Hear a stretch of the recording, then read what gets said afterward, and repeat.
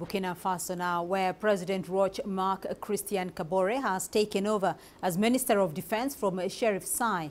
This follows demands from the opposition for the resignation of the Prime Minister and Minister of Defense over insecurity in the country.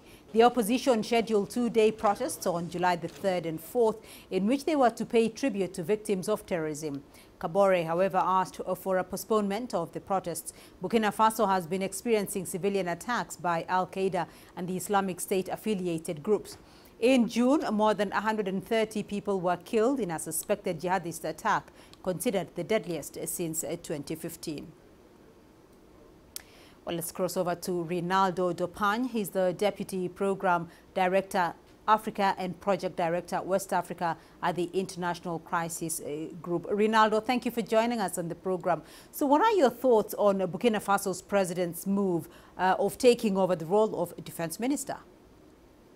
Well, you already said many things about that. I mean, you need to get back to this dramatic slaughter that happened in one city of the northern Burkina on the 5th of June.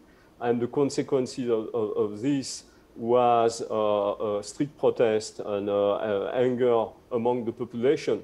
And so you mentioned that we will have certainly a big demonstration in the capital, Ouagadougou, on Saturday and Sunday. But already some cities like Titao or Kaya, where it's very unusual to see a demonstration and people in the streets, those cities asked for a better security. And the president had to act very quickly to try to limit those protests.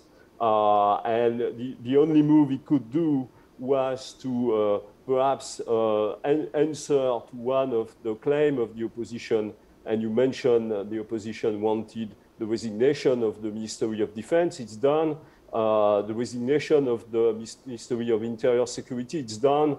It's more harder for him to ask the Prime Minister, who is doing quite a good job, to resign. But at least two key ministers of the security apparatus resigned, and now he's on the first line, which is for him a big risk, because if there is no improvement in the coming months, then he will be the one to be blamed. Right, so it is a big risk, but how effective actually do you think it would be?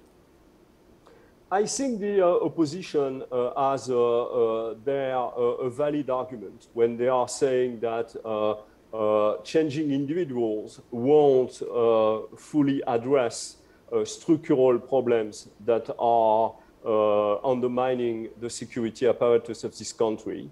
And we saw in recent months how still today 30% of the Burkinabe territory is not covered by any security forces at all. How some people who are now proxies of the army, the so-called volunteers for the defense of the motherland, who were supposed to be paid, are not paid. All those problems need perhaps more than a few individuals removed to be changed.